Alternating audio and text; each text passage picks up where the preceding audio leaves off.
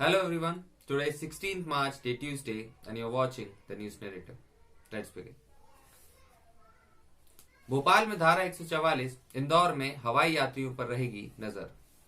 राजधानी में बढ़ते कोरोना संक्रमण को देखते हुए धारा 144 लागू कर दी गई है।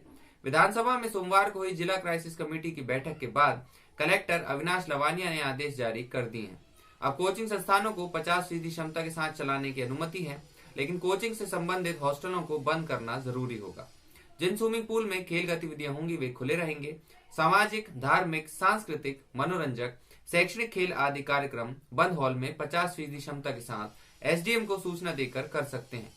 खुले में आयोजन करने पर 200 व्यक्तियों की अधिकतम सीमा के साथ आयोजन की अनुमति लेनी होगी। सभी आयोजन रात 10:30 तक समाप्त करने होंगे। इधर इंदौर में महाराष्ट्र से आने वाले हवाई यात्रियों को आरटीपीसीआर नेगेटिव रिपोर्ट देने पर ही प्रवेश मिलेगा। प्रदेश में सोमवार को 797 नए संक्रमित मिले हैं। 3 की मौत हुई। इस महीने अब तक करीब 8000 नए मरीज मिल चुके हैं। जबलपुर कलेक्टर कर्मवीर शर्मा भी संक्रमित हो गए। बाटला हाउस आतंकी आरिज को सजाए मौत। बाटला हाउस मुठभेड़ मामले में सोमवार को बड़ा फैसला आया है। दिल्ली की साकेत कोर्ट ने आतंकी आरिज खान को मौत की सजा सुनाई है। अदालत ने इस मामले को rarest of the rare case माना है। आरिज को 8 मार्च को दोषी करार दिया गया। विवाद के हालात। दूसरे राज्यों में मध्य प्रदेश के मंदिरों का हाल। मध्य प्रदेश के दूसरे राज्यों में स्थापित अपने 85 मंदिरों पर अधिपत्य लेना मुश्किल दिख रहा है। इनमें से 44 मंदिर की जानकारी तो सरकार के पास थी, लेकिन 40 साल से इनकी खबर नहीं ली गई। अब महाराष्ट्र, राजस्थान और उत्तर प्रदेश में सियासी विवाद के हालात बनते दिख रहे हैं। प्रदेश सरकार ने टीम भेजी तो इन मंदिरों की देखरेख करने वालों ने एफआईआर दर्ज करा दी।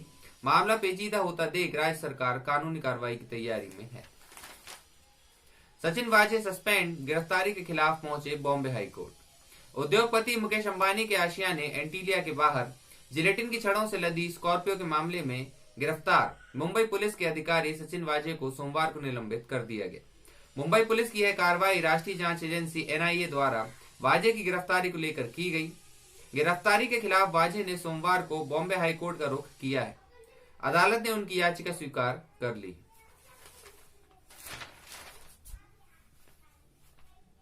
बैंक में लगी आग, 1 घंटे तक चाबी का इंतजार करते रहे, रिकॉर्ड को पहुंचा नुकसान।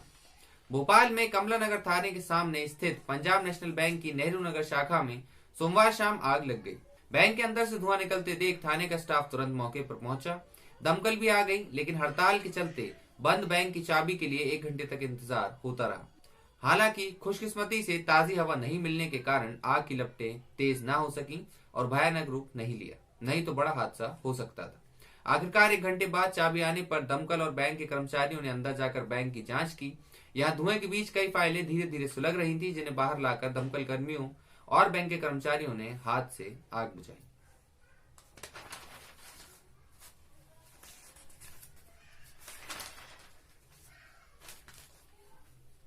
सत्ता का संग्राम, एक दूसरे पर आरोप प्रत्यारोप का सिलसिला जारी।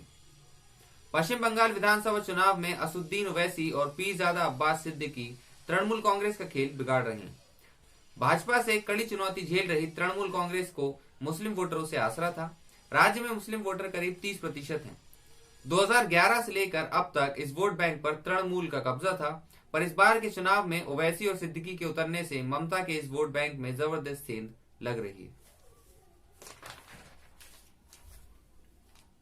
2020 सीरीज का तीसरा मुकाबला आज खेला जाएगा। दोनों टीमों की निगाहें सीरीज में बढ़त बनाने पर। भारतीय टीम जब मंगलवार को नरेंद्र मोदी स्टेडियम यानी कि मोटेरा में इंग्लैंड के खिलाफ तीसरे 2020 मैच के लिए उतरेगी, तो उसकी नजर 5 मैचों की सीरीज में बढ़त कायम करने पर होगी। सीरीज का पहला मैच हारने के बाद भारतीय टीम ने रविवार को जबरदस्त वापसी की है, लेकिन भारतीय टीम के लिए सबसे बड़ी चिंता सलामी जोड़ी का लगातार खराब प्रदर्शन है।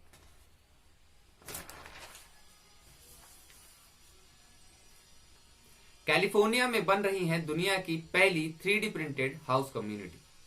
कैलिफोर्निया में दुनिया की पहली 3D प्रिंटेड हाउस कम्युनिटी विकसित की जा रही है। यह सीमेंट, कंक्रीट या स्टील से नहीं बल्कि 3D प्रिंटर तकनीक व रोबोट की मदद से बनाई जाएगी। यह माइटी बिल्डिंग नाम से कंपनी बना रही है। कम्युनिटी $15 मिलियन यानी कि 1.08 अरब रुपए की लागत से बनाई जाएगी। 3D से भवन निर्माण में अन्य कंपनियां भी जुटी हैं, लेकिन एसी प्रिंटेड हाउस कम्युनिटी पहली बार विकसित हो रही है। इसका मकसद मकानों की कमी और बढ़ती लागत की परेशानी से निजात पाना है। इसका काम सितंबर 2020 से शुरू किया गया था और यह सोलर ऊर्जा से भी लैस होगी। खबरों में आज के लिए बस इतना ही। कल मिलते हैं नई खबरों के साथ। तब तक के लिए धन्यवाद। जय हिंद।